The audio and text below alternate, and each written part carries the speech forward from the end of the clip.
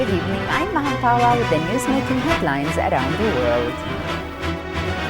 His Highness the Emir receives the visiting UN Secretary-General Ban Ki-moon, who paid a one-day visit to the State of Kuwait. The Council of Ministers discussed in its meeting measures taken by the various ministries to implement the Cabinet earlier statement to consolidate peace, security and stability in the country. U.S. Secretary of State John Kerry is making a renewed push for a ceasefire between Israel and Hamas with another trip to the Middle East. And the EU is ready to toughen sanctions against Russia over the Ukraine plane disaster.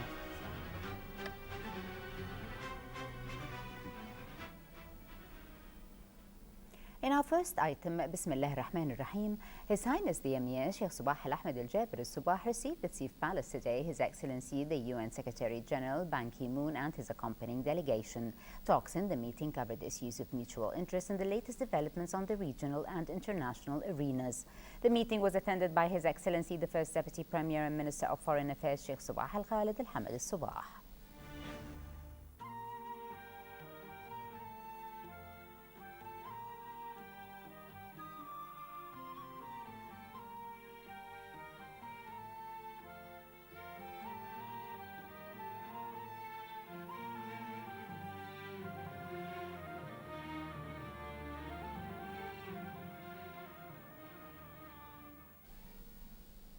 His Highness the Emir Sheikh Sabah Al-Ahmed Al-Jaber Al-Sabah received at Sif Palace today the Minister of Information and Minister of State for Youth Affairs Sheikh Salman Sabah Salim Mahmoud Al-Sabah and the Chief Executive Officer for the Youth Support and Development of Small Enterprises sector Abrar Faisal Al-Masoud and the winners of the first 10 places in the initiative program, which tries to qualify youth abilities from ideas to financing and production in small enterprises.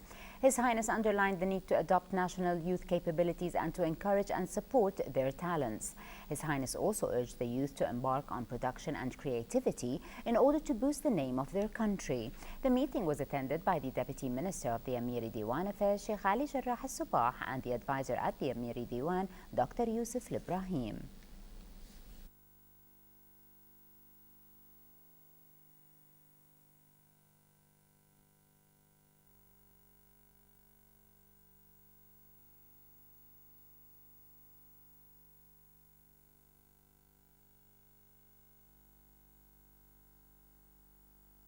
الشباب مشاريعهم تخدم قطاعات مختلفة، قطاعات مصانع تخدم قطاع البترول وقطاع توليد الكهرباء وقطاعات معينة. في عندنا مشاريع تخدم قطاعات الخدمية مثل تربية، يعني تعديل سلوك الأطفال والتربية. أيضا في عندنا قطاعات خدمية أخرى، في عندنا قطاعات تخدم اهتمامات الشباب خلينا نقول بشكل عام. مصنعي عبارة عن مصنع لإنتاج قطاع الغيار، يخدم القطاع النفطي وقطاع وزارة الكهرباء والماء بالإضافة لوزارة الأشغال. أنا جبت معي بعض العينات، هذه عينة من العينات الموجودة. هذه القطعة سعرها 60. هذا الله يسلمك قطعة من ستانلس ستيل. قيمة القطعة 600 دينار اللي إن شاء الله من السوق. إحنا سعرها نسويها بالكويت 100 دينار. وعندنا بعض القطع الثانية سعرها ما يقارب 600 دينار نسويها ب 100 دينار، سعرها في مثلا 500 دينار نسويها ب 50 دينار. فالجلب التكنولوجيا والصناعة في الكويت أوفر لنا من إن إحنا نجيب من برا الكويت. بالإضافة إن أي مجال أكثر شيء؟ هذه قطاع النفطي.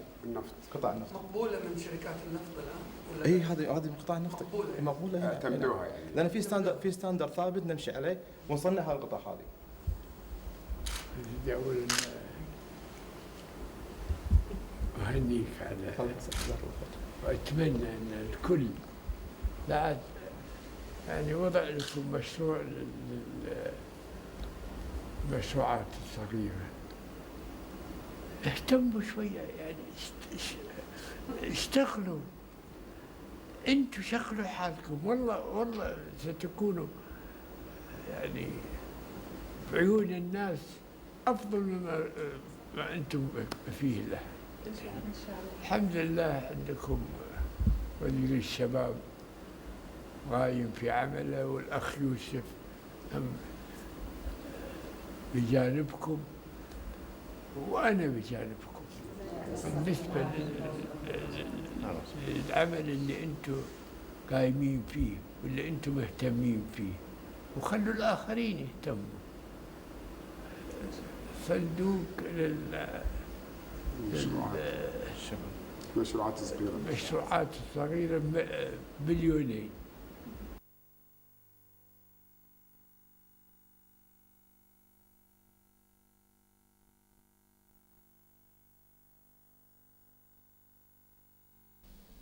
His Highness the Emir Sheikh Sabah Al Ahmed Al Jaber Al Sabah sent a cable of congratulations to His Majesty King Philip of the Kingdom of Belgium on the National Day of his country, wishing him all the best and health and prosperity. His Highness the Crown Prince Sheikh Nawaf Al Ahmed Al Jaber Al Sabah sent a cable of congratulations to His Majesty King Philip of the Kingdom of Belgium on the National Day of his country, wishing him all the best of health and prosperity for his country. And His Highness Sheikh Jabal Mubarak Al Hamad Al Sabah, the Prime Minister, also sent a similar cable. The Deputy Minister of the Emiri Diwan Affairs, Sheikh Ali Jarrah Al Sabah, visited the Embassy of the Kingdom of Malaysia today, where he conveyed condolences of His Highness the Emir Sheikh Sabah Al Ahmed Al Jaber Al Sabah, His Highness the Crown Prince Sheikh Nawaf Al Ahmed Al Jaber Al Sabah, and His Highness Sheikh Jabal Mubarak Al Hamad Al Sabah, the Prime Minister, and the government and people of the State of Kuwait on the victims of the Malaysian airliner.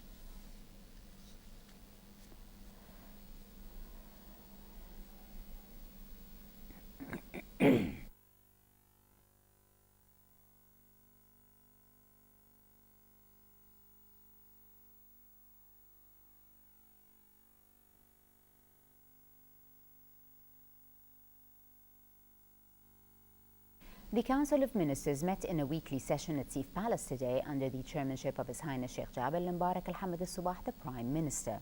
In his briefing after the meeting, the Minister of State for Cabinet Affairs and Acting Minister of Justice Sheikh Mohammed Abdullah Al Mubarak Al Sabah said, His Highness the Prime Minister expressed at the outset of the meeting sincere felicitations to His Highness the Emir, His Highness the Crown Prince, and the honourable people of Kuwait on the approaching of Eid al-Fitr, wishing them all many happy returns of this blessed occasion. The Council of Ministers also reviewed the address of His Highness the Emir to the nation on the last 10 days of the holy month of Ramadan, in which His Highness asserted the need to protect our country and to mobilize efforts and capabilities to push forward the wheel of comprehensive development and construction of our country. His Highness also referred to the horrible disaster endured by the Palestinian people in Gaza and called for extending assistance and humanitarian aid to them. The Minister of State for Cabinet Affairs said the Council of Ministers expressed deep appreciation and pride in the content of His Highness the Emir's address to the nation and reasserted the determination to abide by His Highness' directives. He added that the Council of Ministers was informed of His Highness the Emir assigning His Highness the Prime Minister to lead Kuwait's delegation to the 69th session of the UN General Assembly in New York and to deliver Kuwait's speech on his behalf. His Highness the Emir also asked His Highness the Prime Minister Sheikh Jabal Mubarak Al Hamad Al Sabah to attend the ceremony which Daimler IG Company will hold to mark 40 years of partnership with Kuwait Authority of Investment as a representative of His Highness the Emir. The Council of Ministers was also informed of the message to His Highness the Emir from His Excellency President Hassan Rouhani of the Islamic Republic of Iran regarding the tragic situation in Gaza Strip. The Council of Ministers was also briefed by the Cabinet members on measures taken by the concerned agencies in implementation of the Council of Ministers' statement in its previous session in facing the actions against the law which the country witnessed recently. The Deputy Premier and Minister of Interior, Acting Minister of Awqaf and Islamic Affairs, Sheikh Mohammed Al Khalid Al Hamad Al Sabah, explained to the meeting the measures taken by the Ministry of Interior to further strengthen peace, stability and authority of law. The Council of Ministers also agreed to withdraw the nationality from Ahmed Jabr Kazim Al-Shimmari and 4 other people. Finally, the Minister of Information and Minister of State for Youth Affairs also briefed the meeting on the measures taken by his ministry to translate the content of the Council of Ministers' statement. The First Deputy Premier and Minister of Foreign Affairs, Sheikh Sabah Khalid Al Hamad Al Sabah, briefed the meeting on the outcome of the recent extraordinary session of the Arab Foreign Ministers to discuss the situation in Gaza Strip. The ministers underlined in their meeting in Cairo the need for international community to shoulder its responsibility and take all the necessary measures to ensure Israel's abidance by the immediate ceasefire. The Council of Ministers also discussed the latest political developments on the Arab and international arenas. His Highness Sheikh Jabir Mbarak Al-Hamad Al-Subah, the Prime Minister, received at Sif Palace today His Excellency the United Nations Secretary General Ban Ki-moon and his accompanying delegation. Talks in the meeting focused on issues of mutual interest in addition to the latest regional and international developments and the current events in Gaza Strip. The meeting was attended by the First Deputy Premier and Foreign Minister Sheikh Sabah Khalid Al-Hamad Al-Subah.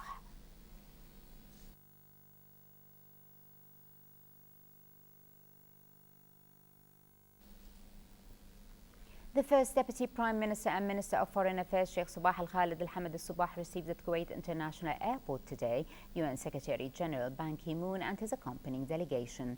The reception was attended by the Foreign Under-Secretary Khalid Al-Jarallah, the Director of the First Deputy Premier and Foreign Minister's Office, Ambassador Sheikh Dr. Ahmed Nasser Al-Muhammad Al-Subah, and Director of the Protocol Department, Ambassador Dari Al-Ajran. The First Deputy Premier and Minister of Foreign Affairs Sheikh Sabah Khalid Al-Hamad Al-Subah met at his office today with the UN Secretary General Mr. Ban Ki-moon and his accompanying delegation. The First Deputy Premier and Minister of Foreign Affairs hailed the efforts being made by the UN Secretary General to stop the Israeli aggression on Gaza Strip and prevent more bloodshed among the Palestinian people. He also highly commended the UN keenness to maintain peace and stability in the region. Sheikh Sabah renewed Kuwait's position beside the Palestinian people and condemnation of the Israeli acts of aggression against the people of Gaza Strip. He also urged the UN Secretary General to call on the world community to shoulder its responsibility and bring this aggression to an end. The First Deputy Premier and Minister of Foreign Affairs reasserted Kuwait's commitment and support to the Egyptian initiatives which provides for immediate ceasefire and prevention of more bloodshed against innocent people.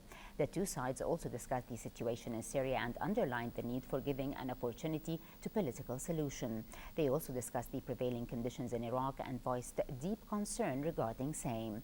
The meeting was attended by the Foreign Under-Secretary Khalid Sliman Al-Jarallah, the Director of the First Deputy Premier and Foreign Minister's Office, Ambassador Sheikh Dr. Ahmed Nasser Al-Muhammad Al-Subah, the Director of the International Organizations Department, Jassim Al-Mbaraki, Deputy Director of the First Deputy Premier and Foreign Minister's Office, Saleh Al-Lughani. The United Nations Secretary General Ban Ki-moon and his accompanying delegation left Kuwait today at the end of a one-day visit. He was seen off at the airport by the First Deputy Premier and Foreign Minister Sheikh Sabah Khalid Al-Hamad Al-Subah, the Director of the First Deputy Premier and Foreign Minister's Office, Ambassador Sheikh Dr. Ahmed Nasser Al-Muhammad Al-Subah, the Director of the Protocol Department Dari Ajran Al-Ajran, and a number of senior officials of the Ministry of Foreign Affairs. UN Chief Ban Ki-moon and U.S. Secretary of State John Kerry head to Cairo to try to renew ceasefire efforts aimed at ending the Israel-Hamas fighting. The nearly two-week offensive killed at least 530 Palestinians and 20 Israelis and displaced tens of thousands of Gazans. Despite the new diplomatic push, Israel continues to attack targets in the densely populated coastal strip from the air and from tanks. Meanwhile, Palestinian President Mahmoud Abbas called for 3 days of mourning following yesterday's heavy fighting, the deadliest day since the start of Israel's offensive, with 13 Israeli soldiers and more than 100 Palestinians killed. Hospitals in the Gaza Strip have seen a significant increase in war casualties with severe injuries over the past 2 weeks and are running out of medical supplies. Kuwait's TV correspondent Majd Louhaidi has this report from Gaza. This is Al-Shifa Hospital in Gaza City, embracing an influx of wounded nearly every minute. The medical staff is working overtime, but with an 8-year siege, frequent power outages, along with an increasing toll in human losses, this hospital is having the most difficult situation and a medical crisis is looming, as medicines are running low and emergency rooms are overcrowded. The general situation in the hospital is quite worrying because before the conflict, the situation was already complicated for the medical activities. There were drugs, essential drugs that were in shortage, medical supplies that were already in shortage. So with the conflict, the situation puts a lot of pressure on the Ministry of Health and on the hospitals. Now, since 3 days, the situation gets worse. There are more wounded people arriving in the hospital, a lot of minor wounds, but also very severe cases coming mainly from explosive injuries. Medical staff are working a lot. They are tired. They are also put under a lot of stress because there are a lot of people coming in the hospital with very severe wounds. And at the same time, they have also to cope with their own families that are present in Gaza, and they are worried about them. The exacerbation of this crisis comes amid the bloodiest outbreak of violence in Gaza since 2012. For the past 2 weeks, children, women and the elderly alike are being killed by heavy Israeli airstrikes and shelling. But the worst nightmare happened in Al-Shajaiya neighborhood in Gaza City. In less than 24 hours, at least 100 residents were killed and hundreds more wounded by Israeli missiles and shelling. And those who were lucky to survive sought refuge in this hospital, nothing with or behind them but destroyed houses and much bloodshed. We are sitting here with no homes, no shelters. Israeli bombs were falling on all of us. We were walking on the bloodied corpses of dead people. I lost my child and then found him. I am very worried about the rest of my family. I don't know where they are. We are dying and no one is taking an action. Please help us. Save us. Since Israel launched its Operation Protective Edge, the human loss has been immense. Israel says it only targets Hamas fighters and others who continue to launch rockets into Israel. However, according to United Nations, almost 80% of those killed as a result of the Israeli bombardment are civilians. And according to doctors in this hospital, children are the only target of the ongoing war. As Israel continues to attack Gaza with no mercy, hundreds of killed, wounded, or shocked people keep arriving here. And those who are displaced have no home but this hospital. This is a new Palestinian Nakba. Majlou Hedi, Kuwait TV, Gaza. British Prime Minister David Cameron warned Kremlin chief Vladimir Putin that the European Union was ready to impose tougher sanctions on Russia after a Malaysia Airlines plane was brought down over eastern Ukraine with the loss of 298 lives. The United States and its allies have pointed the finger at pro-Russian rebels and at Moscow itself over the downing of the plane. Russia, though, has denied involvement and blamed the Ukrainian military for the disaster. Cameron called for President Putin to ensure Russian-backed separatists in Ukraine gave full access to the site where the flight MH17 hit the ground and bluntly told the Kremlin to stop supplying weapons to the rebels. In terms of sanctions, I'm very clear, having spoken to Angela Merkel and François Hollande, that the EU will be ready to take further steps in terms of other areas of particularly things that have some forms of advanced industrial goods that might have dual uses for defence purposes as well. We'll be looking at those things, and Russia needs to know that action will follow if there isn't a radical change in the way they behave.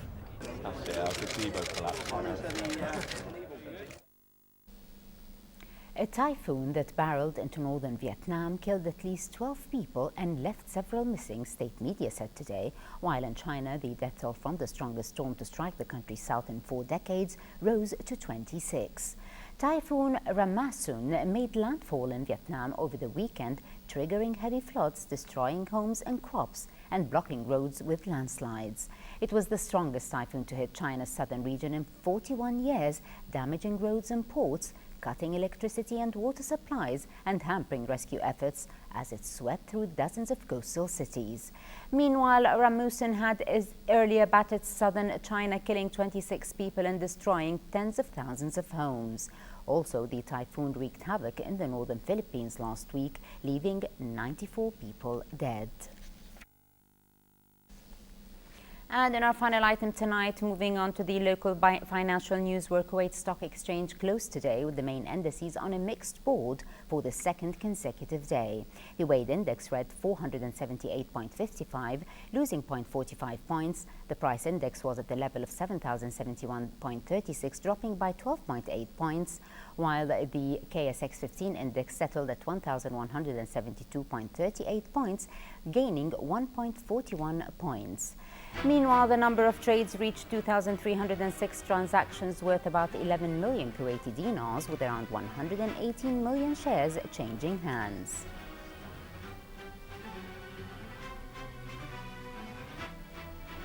For a chance to see our reports again, please visit our YouTube channel at MOI Kuwait News. Well, with that, we conclude our news bulletin. Thank you for joining us. Have a pleasant time. I'm Maham Pawa. Before we go, we remind you once again of our main top stories. Have a pleasant time and good night. His Highness the Emir receives the visiting UN Secretary General Ban Ki-moon, who paid a one-day visit to the State of Kuwait. The Council of Ministers discussed in its meeting measures taken by the various ministries to implement the Cabinet earlier statement to consolidate peace, security and stability in the country. U.S. Secretary of State John Kerry is making a renewed push for a ceasefire between Israel and Hamas with another trip to the Middle East. And the EU is ready to toughen sanctions against Russia over the Ukraine plane disaster.